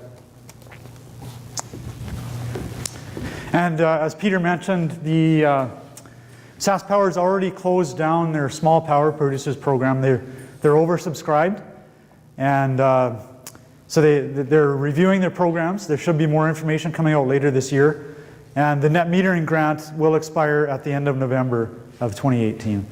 And so again, we don't know what SaskPower's plans are for the future to continue that grant, or If it'll become smaller or larger, we don't know. As far as our customers, we do have already 103 customers that are interconnected to our grid. And most of them are net metering customers. So we have a total of 93 customers that are participating in the net metering program. And we have 10 that are participating in the small power producers program. And this table breaks out the how that splits across residential and commercial. And this presentation will be available after the event here today, so you can look at that in more detail if you like. The total installed capacity is 725 kilowatts so far. So if you divide that by 103, the average size is about 7 kilowatts. And that would be enough for most homes to provide about 2/3 of your electricity throughout the year, depending on how large your home is, how many people are living there, and what your energy consumption habits are. There's some very notable installations that we have. The Holy Family Cathedral has a 2 kilowatt installation. It's the smallest installation in Saskatoon, but it's the most famous. So they actually have solar cells in the stained glass windows at the cathedral, in the peak of the cathedral, and they're producing 2 kilowatts of solar power with that. There's a book up front, if you're interested, that shows all of the pictures of the stained glass, and they talk about how the solar cells were actually manufactured into the stained glass. So come by and have a look at that if you're interested. And it was one of the first customers that we interconnected as well. The public schools head office, the reason I'm pointing this out, there's only 5 kilowatts, and this is downtown at the old Army and Navy building. But the reason I highlighted this is because we operate a different kind of a distribution grid that serves the downtown businesses. And it's a very high reliable grid. But we don't allow solar production to come onto the grid. So we limited the size of the system at the public schools head office to make sure that it's less than their minimum energy consumption at any point throughout the month. If we have reverse power flow coming onto the grid downtown, it will cause an outage of the entire grid. And so we limit for that reason. But we will allow small systems in the downtown. We've got an idea that could help to customers support solar power in the downtown that I'll speak about later. The Broadway Theatre has a 22 kilowatt installation on top of the theatre. Peter already showed you pictures of the system at the University of Saskatchewan. They have a 24 kilowatt ground mounted installation, and those solar panels are actually adjustable. And so throughout the year they can change the angle of the solar panels to produce more power in the winter or the summer. Will the new children's hospital have it? I'm not sure if they will or not. Yeah, that's a good question. And then, of course, Peter mentioned the 220 building. The solar co-op operates 27 kilowatts there as well. So again, Peter and Kelly talked a bit about how the installation actually works. It's actually very simple, and all you really need, in addition to the solar panels, are these 3 pieces of equipment. So this is a combiner box here that takes all of the wiring from the solar panels and combines that before it's metered and goes out to the grid. This is a production meter, so that's not the utilities meter. That's a meter that's measuring directly the solar power production. And then this is a disconnect that allows the utility, if the power goes out, for example, in that neighborhood, and we need to do maintenance on the system to get the power up and running, we can't have power backfeeding onto the grid because of safety reasons. And so our lineman would actually operate that device and disconnect the solar panels so they're not feeding onto the grid. And so that's just a schematic of how they work. So these would be your roof or ground mounted solar panels. That's the inverter for a microinverter to convert from DC to AC. And then that's synchronized to the grid.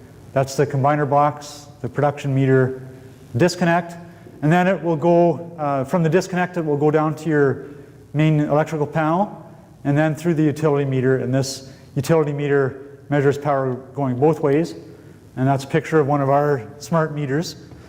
And so on the back of the meter, this is what they look like, but normally the power flow would be from top to bottom, but when you're producing out onto the grid, the power is going from bottom to top. And so we have registers in the meter to meter both those flows. And we actually, with our new smart meters, we meter the consumption and the production for every 15 minutes throughout the day. And so that's part of operating a smart grid. We need to know how much power is coming onto the grid, when and where. And so we need much more refined data than typically we've had in the past.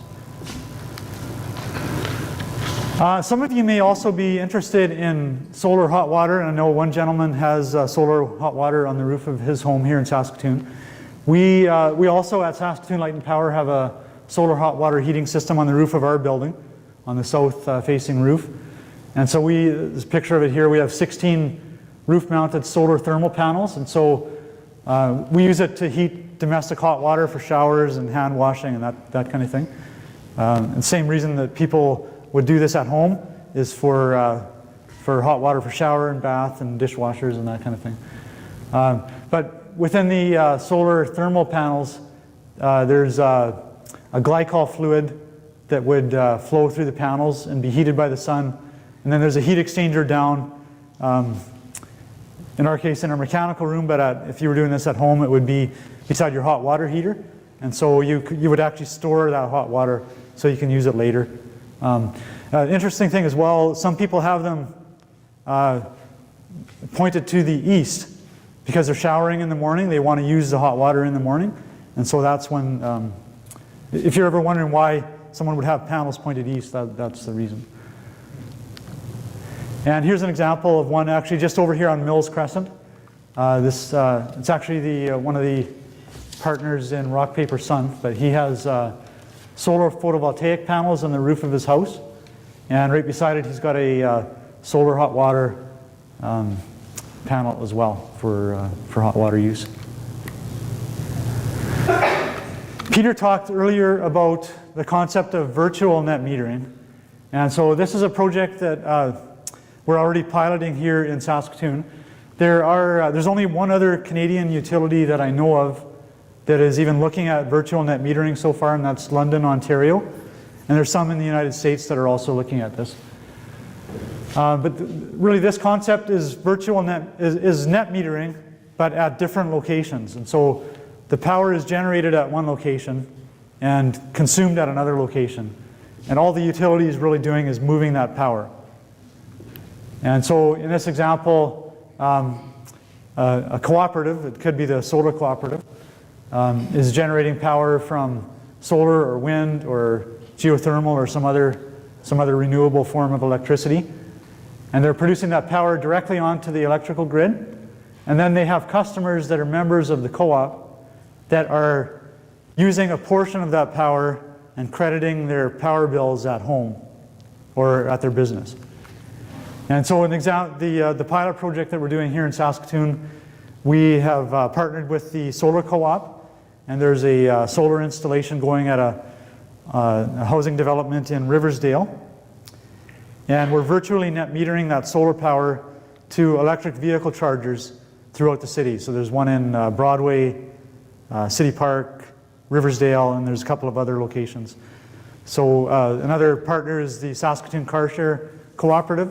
And they've been operating in Saskatoon for about 5 years already. And they had 2 gas-powered vehicles in the Broadway area, but they're now adding 5 electric vehicles. The first one was at Affinity Credit Union on 7th Avenue last month. And next week, I believe, the second one will be launched. There's about 25 electric vehicles so far in Saskatoon. So we're net metering solar power to the electric vehicle chargers. And so these electric vehicles are actually 100% solar powered.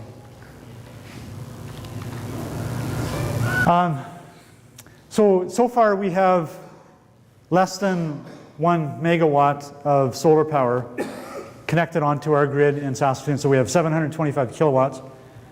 Now,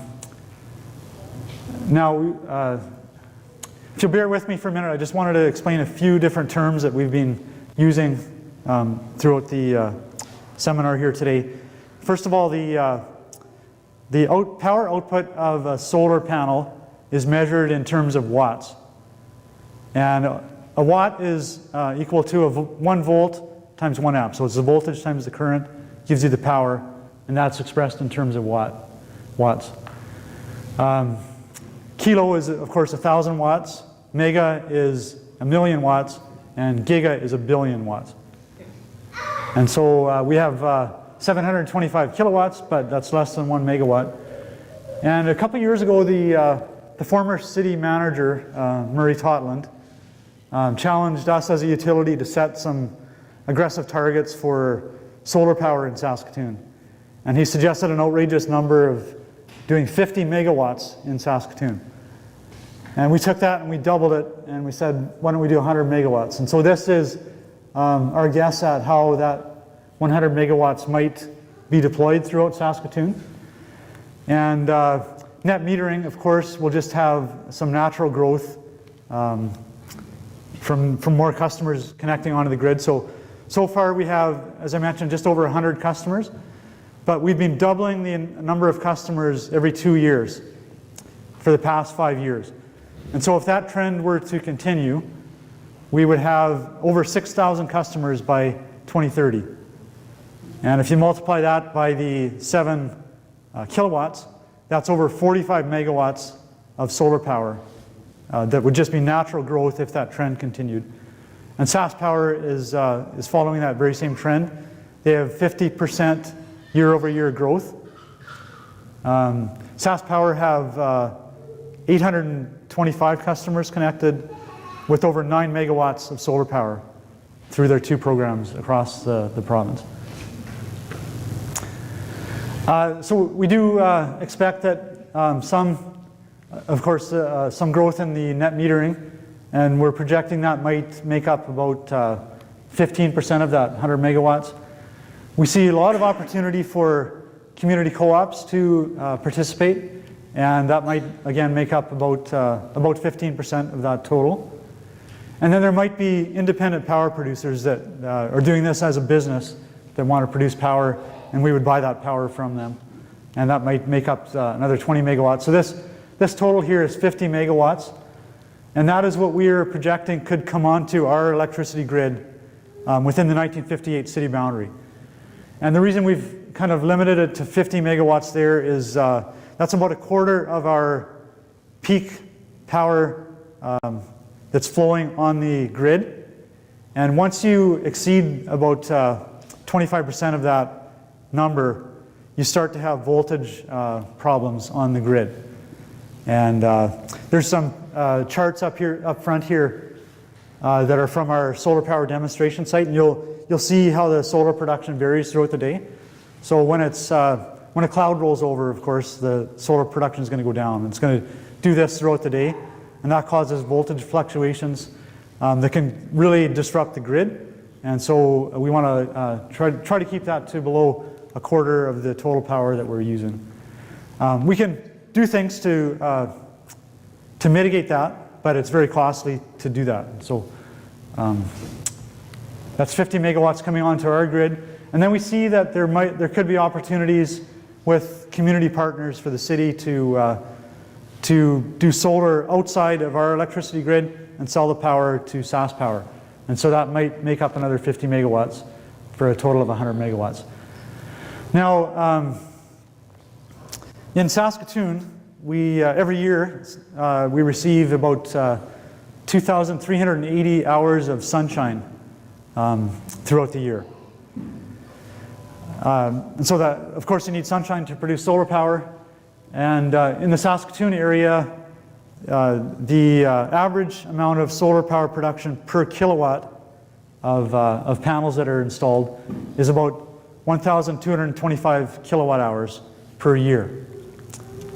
And so a kilowatt hour is actually a measure of energy consumption. So as a simple example, if you had let's say a 100-watt light bulb, and you left that light bulb on for 10 hours, the amount of energy you would consume would be 100 watts times 10 hours, which would be 1,000 watt hours. That's 1 kilowatt hour. And a typical home, let's say a 1,200 square foot home with 2 parents and 2 children, with fairly typical electricity consumption behavior, would consume about 10,000 kilowatt hours throughout the year. And so using that measure, 100 megawatts of solar power in Saskatoon would mean enough power for about 12,000 homes. That would be about 120 gigawatt hours, and that's still only about 10% of the energy that we sell to our customers every year. So it's a very aggressive target. This would cost, we're estimating, about $350 to $400 million overall for that amount of solar power. But it's only 10% of the energy use in Saskatoon. So the City of Saskatoon has joined this organization, which is called the Global Covenant of Mayors for Climate and Energy. And this covenant was started by Michael Bloomberg, the former New York City mayor. And there's 900 cities across the world that are part of this covenant of mayors. Other Canadian cities are Vancouver, Edmonton, Montreal, and Saskatoon. I don't know of any others, but there could be. And this is a group of cities across the world that are taking voluntary action to combat climate change. And so this was started by our former mayor, Don Atchison, back in 2015. And City Council at that time voted to join the Covenant of Mayors, so we made the commitment back in 2015. In 2016, the city did an inventory of greenhouse gas emissions based on 2014 data. And in 2014, the city's greenhouse gas emissions, including all of our community, was about 3.85 million tons of greenhouse gases in that year. And then last year, City Council approved reduction targets as part of this commitment.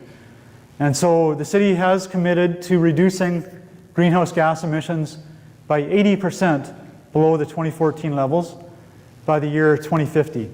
So it doesn't quite meet the, what we really need to do is to become net zero, but it's taking a giant step towards that. But even more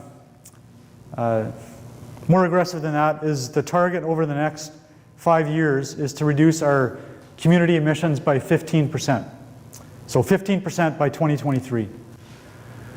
And so that may not seem like a lot, but just to give you a frame of reference, that would be like, right now, Saskatoon Light and Power buys all of its electricity from SaskPower.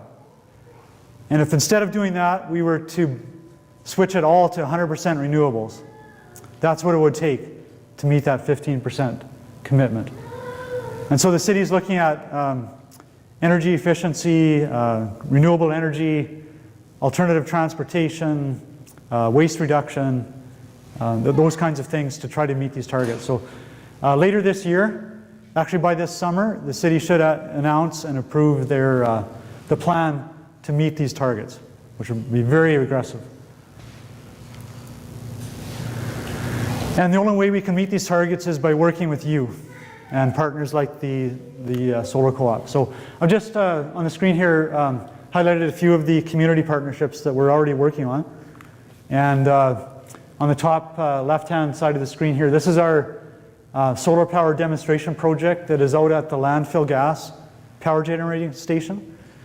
And so if you cross Circle Drive South Bridge out towards the landfill and you take the Valley Road exit, as you're going over the Valley Road exit, if you look down to your right, you'll see a green and white building, and that's where we are generating electricity from landfill gas and right beside the building you'll see the solar panels. And so we have 96 solar panels at that site.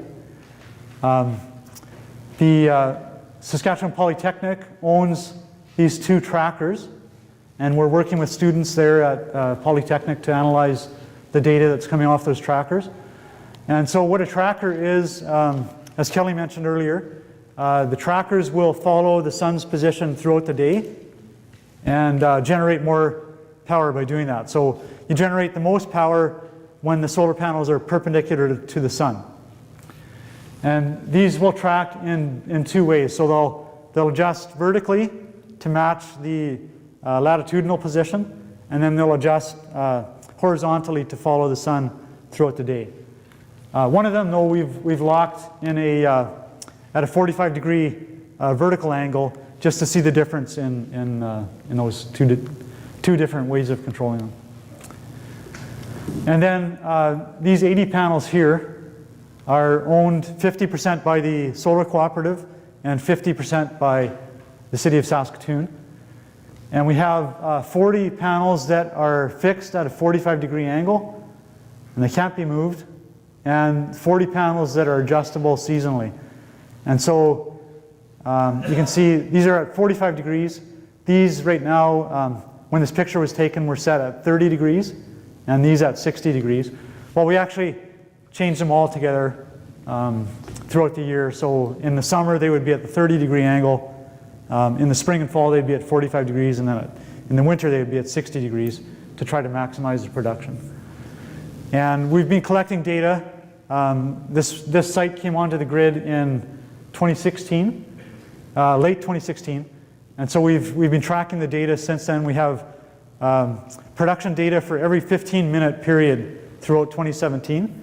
And we've provided that data to the students at Saskatchewan Polytechnic, and they'll be producing a report from that data. I have, if you're really interested, there's some charts here up at the front that show the solar power production of the 4 different systems at the summer solstice, so June 21st last year, and then at the winter solstice. And you can see what the difference is on those 2 dates. And then there's also a chart that shows overall what the performance is like. So obviously the trackers are producing more power, but they're much more expensive. And the seasonally adjustable panels are producing a little bit more than the fixed panels, but again, they're much more expensive. And so I would agree with Peter that the best value would be fixed angle panels because you can afford to put more at your installation. Peter also mentioned the electric vehicle car share cooperative. And so I talked a bit about this. This is a Ford Focus electric, so it's not the same as the electric vehicles that the car share is using. Car share is using what's called a GM Spark. And as I mentioned, the second one will be launched, I think, late next week or the week after. And, but ultimately there will be 5 that will be part of the car share co-op. And so just like the solar co-op, anyone can become a member of the car share co-op. And they have, you have to become a member, and then there's different subscription programs. So you might be charged per kilometer or per day, but you can pick it up just like a rental. You can book the vehicle in advance and use it and then park it back at the location at the end of the day. And so it's a really great way for people to avoid buying a vehicle. If you only need a vehicle sometimes for groceries or a short trip, instead of owning a vehicle, you can actually become a member of the car share co-op. And I drive an electric vehicle myself. It's actually a Ford Focus electric, just like this. It's parked outside. It's a white one. And I can tell you, just from personal experience, once you've driven an electric vehicle, you'll never go back to gas. My wife drives a 2015 Ford Focus, and I drive a 2013 electric. They're both the same vehicle. Hers is gasoline, mine's electric. And I've been tracking the energy consumption throughout since we've owned the vehicle. And we pay about 60% of the cost for the electricity than my wife pays for gas. And so, and I've never changed oil, obviously. I haven't put a penny into the electric since we've owned it.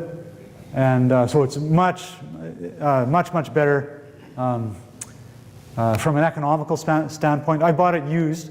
It's a 2013, and I paid $20,000 for it, so it's very affordable. You don't have to buy a Tesla. You can buy a Nissan Leaf or a Ford Focus Electric, and it can be very affordable.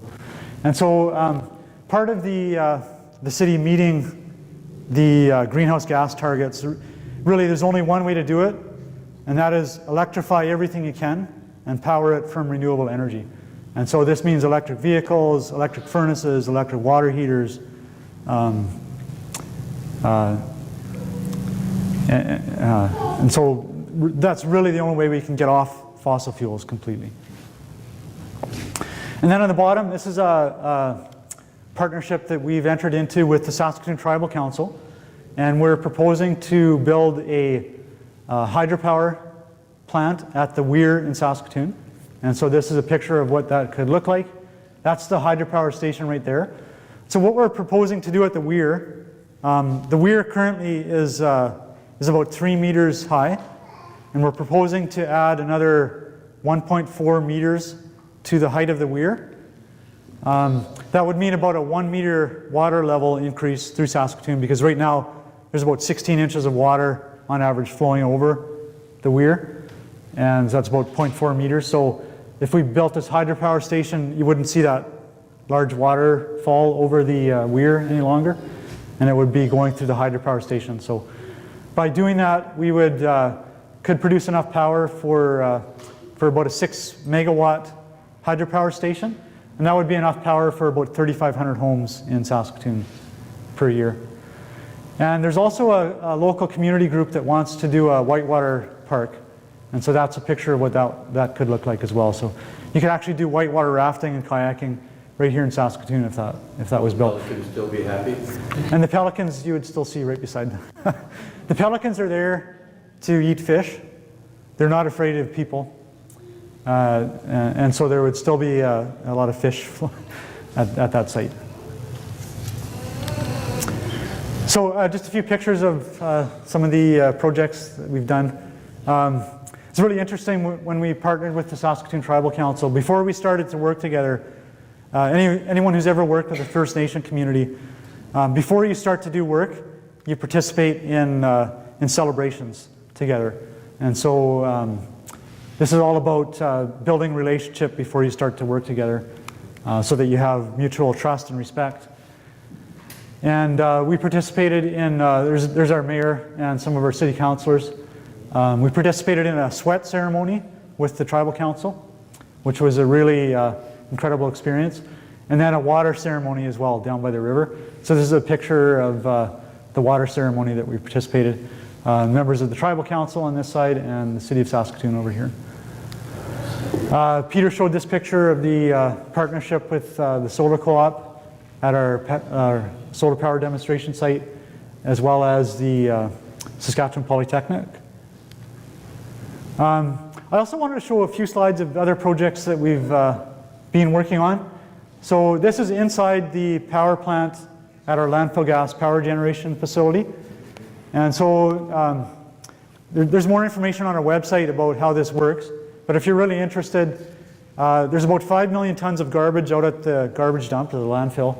And we capped the landfill with clay to contain the gases. We drilled about 30 gas wells down into the waste. And then we have a big vacuum compressor that literally sucks the gas off the landfill. And we burn that gas to produce electricity. And so we have 2 large Caterpillar engines at the site, and they're each producing about 815 kilowatts of electricity, so combined about 1.6 megawatts. And we're selling that back to SaskPower because they pay more money for it than if we brought it onto our grid. But by capturing the gas that was just going up into atmosphere previously, we're generating enough power for about 1,200 homes a year. We make about $100,000 per month off that electricity, so about $1.2 million per year from collecting those waste gases. Now, the interesting thing about engines, these are internal combustion engines like in your vehicle. And only about, well, it's actually less than half of the power output from the engine is actually useful power that turns the wheels in your car, or in this case, spins a generator. And the rest of it is wasted heat. And so the heat goes out through the exhaust and jacket water on the engine to cool the engine. And so we're going to be capturing heat from these engines to heat buildings in the area. So right across from the landfill, the city yards are going to be moving from downtown out to near Valley Road. And we're going to heat all of those buildings with the waste heat from the landfill gas plant.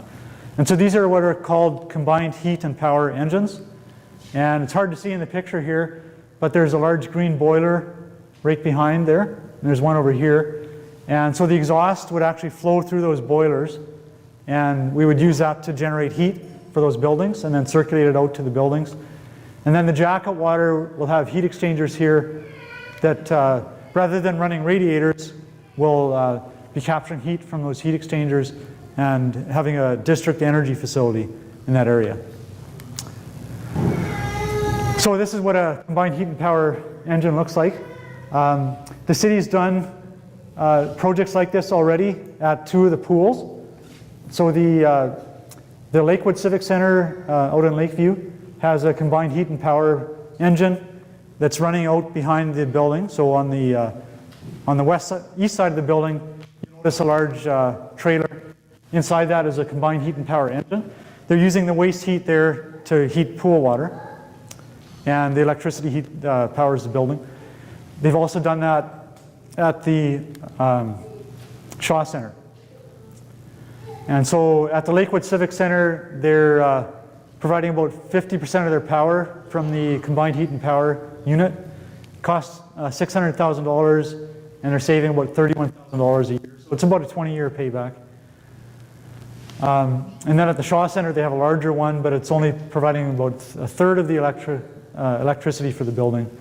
More costly and more savings per year. And then we're also doing a project with St. Paul's Hospital, which is a combined heat and power project. So this is an old boiler in their heating plant at the hospital that they need to replace. It was built in 1965. So it's reached its end of life. And rather than replacing it with another boiler, we'll be adding a combined heat and power engine.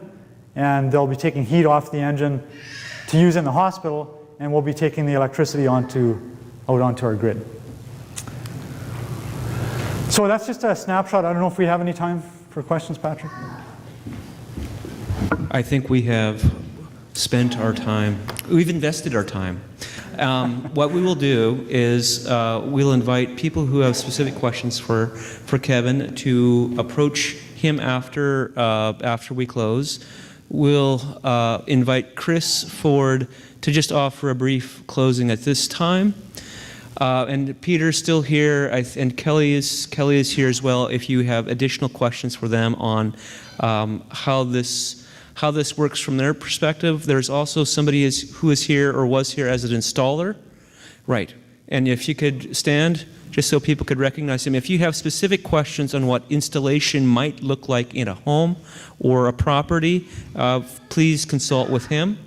And we wish to, before we close, we wish to give you many thanks to Kelly and Peter and Kevin for your presentations, for the generous people of St. Martin's who have allowed us to be in this space, for those who worked with the audiovisual, for the opening, Betty in the opening, and especially to you for coming out and taking an interest in how we might work individually and collectively to address the concerns facing not just our community, but the whole world. Chris.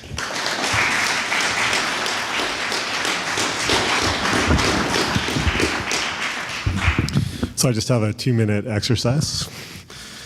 So there are people here today from diverse religious, spiritual, and secular traditions. As such, to close, I would invite you to just shut your eyes and reflect or pray according to your practice about what you have heard today. I will mention a few contemplative things as your eyes are closed. How does what I heard today reflect my duty to my neighbors?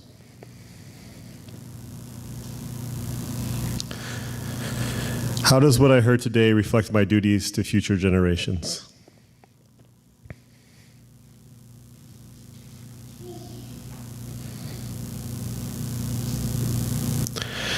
How does what I heard today reflect my duties to other animals, plants, and other life-giving sources like water?